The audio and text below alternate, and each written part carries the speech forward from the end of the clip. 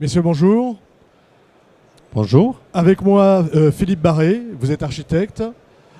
Monsieur Nicolas Vizier, délégué général d'Atlambois. Et avec vous, on va parler du premier prix dans la catégorie bâtiment tertiaire. C'est le bâtiment B du prix national construction bois. Alors, Philippe Barré, vous êtes avec Agnès Lambeau, architecte, et vous avez dessiné ce bâtiment. Est-ce que vous pouvez nous parler un peu de ce bâtiment et de son intégration dans le site de l'île de la Création à Nantes? Oui, ce bâtiment a été... Allez-y. Ce bâtiment est un bâtiment qui a beaucoup d'intérêt pour nous. Pourquoi ? Parce que c'est un bâtiment qui est construit en ville, en fait, au cœur de la ville qui est en train de se construire sur l'île de Nantes, dans le quartier de la Création. Et effectivement, la commande était assez simple et compliquée, à savoir un bâtiment qui devait faire la monstration ou la démonstration des savoir-faire de la filière bois et construire à cet endroit sur l'île de Nantes. C'était se poser la question de l'échelle du bâtiment et de sa position dans la ville, en fait. Donc à l'entrée de la ville, à l'entrée sud de la ville, à proximité de bâtiments importants, en fait, puisqu'on a les chantiers du Bijon, les anciens qui reçoivent aujourd'hui l'éléphant, en fait, et puis un bâtiment métallique et un bâtiment, une école de la création, donc des bâtiments assez importants en béton, métal et structures existantes. Et donc c'était comment se positionner de manière urbaine à cet endroit. Alors la réponse, c'est comment? C'est un bâtiment, tout est lancé Donc la réponse, c'est effectivement un programme qui, au regard des bâtiments que j'ai décrits, un bâtiment qui occupe 1500 mètres carrés, tout compris, un rez-de-chaussée ouvert au public, donc un bâtiment est lancé effectivement le plus haut possible et qui offre une forme unique, en fait, cette forme d'ellipse ou de feuille ou de goutte d'eau, certains l'ont dit, en fait, et qui est évidé en son cœur, en fait, et qui permet justement, on pourra peut-être en parler tout à l'heure, de ventiler naturellement les bureaux, puisqu'on offre une place au premier étage, en fait, un atrium ventilé naturellement. D'accord. On est sur un bâtiment BBC où il y a des certifications, il y a des choses comme ça. L'originalité, peut-être, c'est qu'il n'y a pas de certification sur ce bâtiment. C'est plutôt une grande confiance de l'ensemble des partenaires, à savoir Atlambois, en fait, le promoteur ADI, qui a aussi participé à ce projet, et y compris la Samoa, qui... ce bâtiment, j'ai envie de dire, était un bâtiment expérimental. Et c'est ça qui nous intéresse. Pour ceux qui ne savent pas, c'est la société d'aménagement de l'île de Nantes, en fait, et qui a travaillé en amont, si j'ai bien compris, avec Atlambois pour déterminer justement l'emplacement le plus juste pour que le bâtiment de la filière bois s'implante, en fait. Alors, Nicolas Vizier, c'est le bâtiment de la filière bois, justement, que vous représentez ici.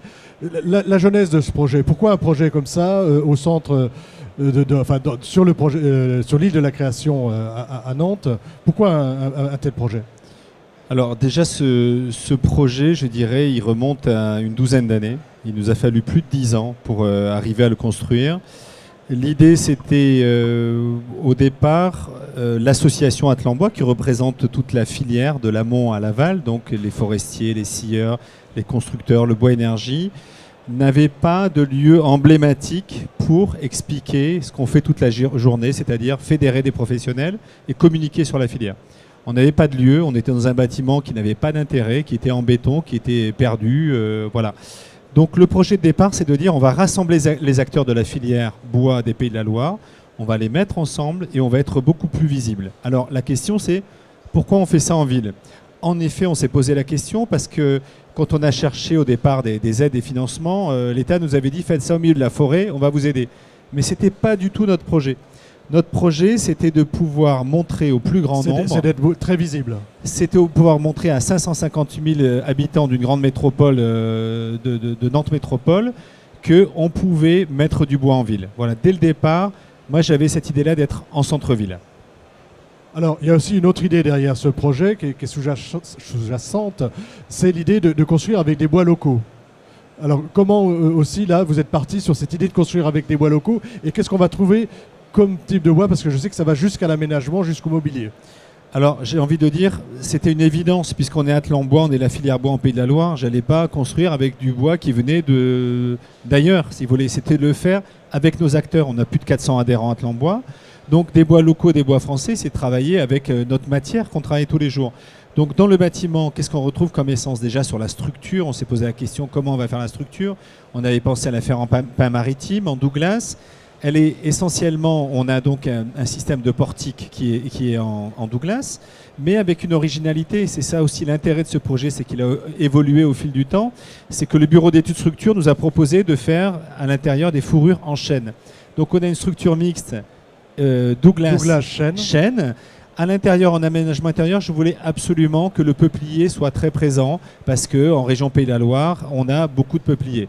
Donc, non seulement on pensait à la structure, on pensait à l'enveloppe, on pensait à la vêture, mais on pensait aussi à l'aménagement intérieur.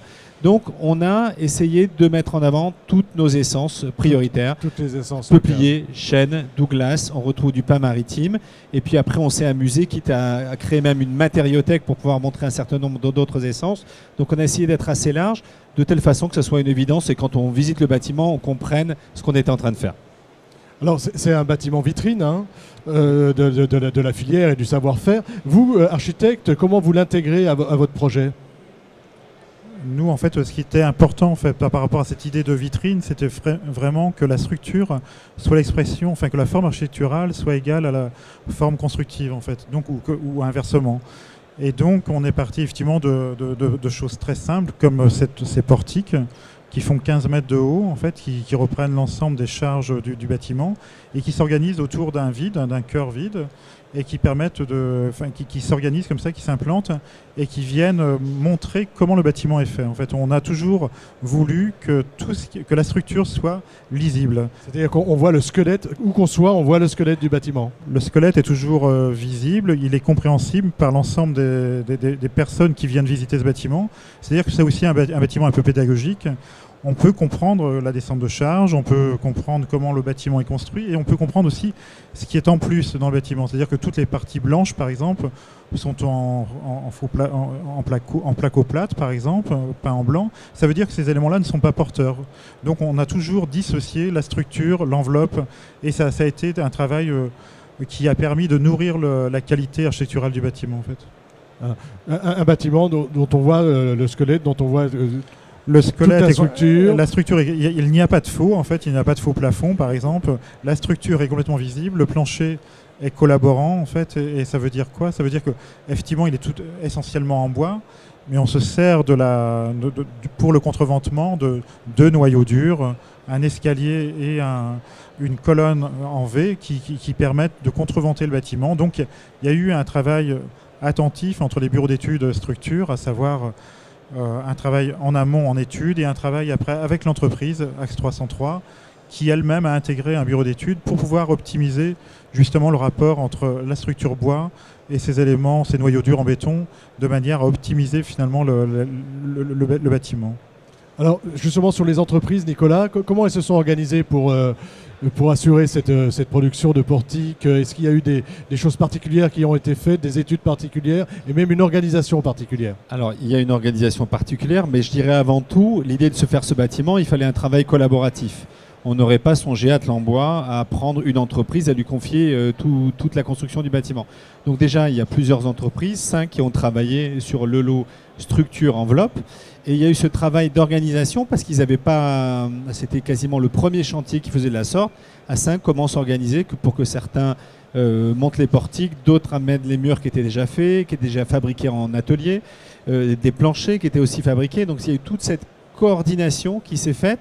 Et je dirais que moi, en tant que maître d'ouvrage ou maître d'ouvrage délégué, j'ai suivi ça d'assez loin finalement, vu un tout petit peu de l'extérieur. Ça a extrêmement bien fonctionné entre ces entreprises. Il y a des murs qui étaient fabriqués en Vendée, il y avait une structure qui était montée dans le Maine-et-Loire, il y avait une entreprise de tel autre département qui travaillait dessus. Vous voyez, et c'est ça qui était intéressant dans ce projet-là aussi, le fait de le faire collaboratif. Toute cette coordination, cette organisation entre les entreprises.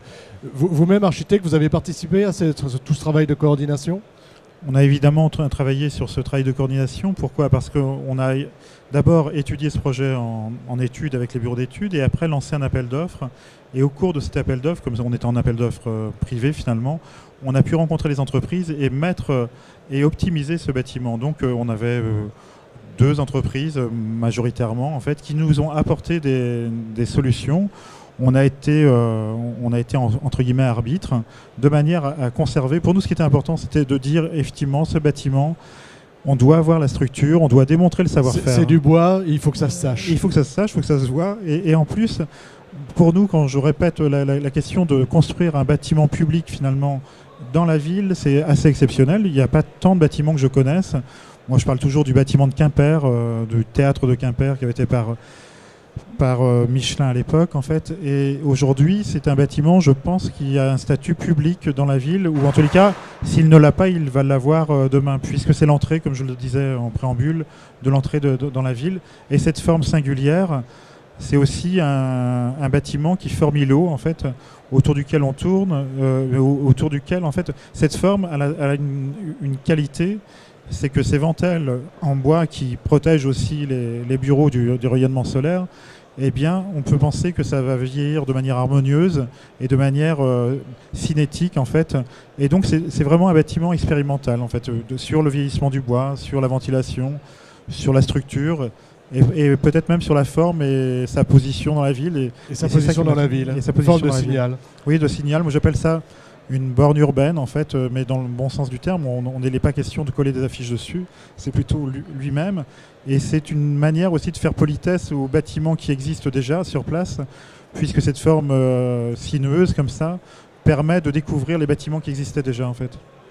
Merci beaucoup, messieurs, et encore bravo pour ce beau bâtiment. Merci. Bâtiment B, à Nantes.